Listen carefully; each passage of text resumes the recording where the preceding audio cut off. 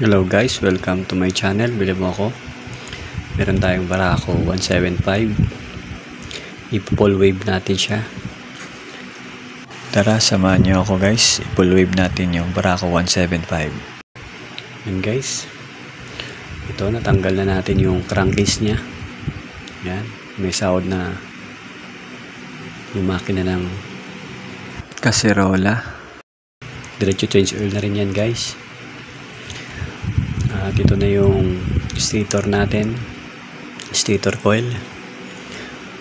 Diyan kung mapapansin nyo yung stator coil natin, naka half wave pa yan. Yung dalawa na yan guys. Yan yung ikakat natin para pagdugtungin, para maging full wave siya. Kasi half wave yan, dalawang yan. Pag pinagsama natin yan, magiging full wave. Pagkatapos natin ikat yung dalawang wire,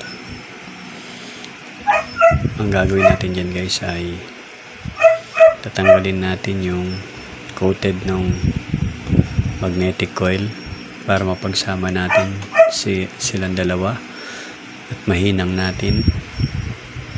Yan guys, binaklas muna natin yung stator sa crankcase para mas madali siyang maigalaw at maiikot natin at malinis natin maigi yung sa may magnetic coil nya.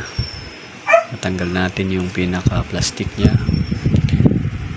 para mahinang natin ng maayos. And guys, ililinis na natin yung coil. Kailangan mapalabas natin yung tanso nya sa parehas na coil. Mapalabas natin yung mga tanso nya para maging maganda yung connect ng dalawang magnetic coil natin. Ayun, hinihinang na natin yung coil. Make sure natin na kaligit, mainit yan guys. Ayan, pagkasamahin na natin yung pinagputulan. Diyan natin itudugtong yung ground ng stator coil. Yan na, puputulin na natin yung katabi ng ground na black na may stripe na yellow. Yung katabi niya yung puputulin natin guys para nakahang yung ground natin at ididikit natin doon sa may hininang natin. Lilinisan din natin yan guys. Papalabasin natin yung tanso ng magnetic coil. Yun, nahinang natin guys. Hindi natin na ipakita pero hinangin na lang guys ang maayos. Make sure lang natin guys na malagyan natin ng insulation yung kinaginangan para hindi siya mag-connect o mag-ground sa stator wire natin. Yan, ganyan lang ang gagawin natin guys. Ito, dito natin ikakabit tong wire na to guys, yung ground. Yan, hinihinang na natin. Pinadaan natin sa likod yung wire. Guys, tsaga-tsaga lang guys. Yan guys, hindi natin mapakapit. Kailangan natin itulak yung wire para hindi siya gumalaw. Nagamit tayo ng ano dyan guys, kutsilyo pang lock natin sa wire para hindi siya gumalaw. Yun guys, sinangin na natin. Tapos make sure natin na nakakapit yung hinang natin para hindi na natin ulitin. Yan guys, nandito na tayo. Nakabit na natin yung crankcase. I-rewire na natin yung full wave regulator natin. Yun, kinat na natin yung yellow at pink.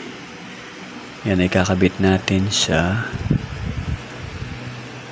white and yellow ng stator natin. Yan guys, binabalatan na natin yung yellow at yung pink. Bit natin yan guys sa white and yellow ng stator natin kahit magkapalit yun guys. Yung pink and dilaw natin sa puti at dilaw ng stator natin. Ayun lang ang gagawin natin guys, yung pink tsaka dilaw ng regulator natin ay kakabit natin sa white at dilaw ng stator coil natin.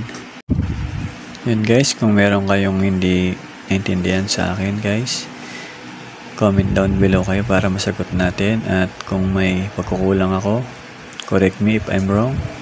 Tapos na natin ikabit yung pink wire sa white wire, at ito naman ngayon ang kakabit natin ay yung yellow wire sa yellow wire ng rectifier. Yan guys, yung yellow at yellow wire. Yan guys, kahit magpalit yung pink at yellow wire ng regulator sa white and yellow wire ng stator ay okay lang guys. Okay, dito na tayo sa green wire ng regulator rectifier natin. Ay kakabit natin siya sa pinagkabitan na natin nating rectifier. Kakabit natin siya sa block na may yellow stripe. Doon natin ikakabit yung green wire ng regulator natin. Ulit ko guys, yung green wire ng regulator natin ay kakabit natin sa block na may yellow stripe na dating nakapit sa rectifier natin. At yung white wire natin, dyan natin ikakabit yung red wire ng regulator natin na positive papuntang battery. Guys, balatan lang natin yung white wire ng papuntang regulator natin dati at ikakabit natin yung bago nating regulator now, red wire ng regulator, full wave regulator natin. At dito na tayo sa uli, yung black wire natin, ikakabit natin siya sa yellow wire ng dating nakabit sa rectifier nating luma. Ayan, pabalitan natin yung dalawang yellow wire at ikakabit natin dyan yung black nating wire na galing sa rectifier natin. At dudugtungan din natin yan guys ng extra wire para i-connect natin siya sa susian natin para maging battery operated na yung mga ilaw natin guys. At kahit magkabit tayo ng sounds, hindi na basta-basta malulobat yung battery natin dahil full wave na yung battery natin guys. Yun, white wire yung nagamit natin pandugtong sa black wire na galing sa regulator. At ayun, tinipan na natin para maging malinis yung gawa natin. Guys, tapan lang natin ng maayos para di matanggal. Diyan natin ikakabit yung white wire natin. Diyan sa may brown, hindi dun sa orange guys kasi yung sa orange guys, sa placer yan. Yung brown guys yan. Yung brown na yan guys, yan yun. Yan yung papuntang susi. Yan guys, salamat sa inyong panonood. Sana ay manatutunan kayo sa aking video. Don't forget to subscribe and hit the notification bell para laging update sa mga bago kong video.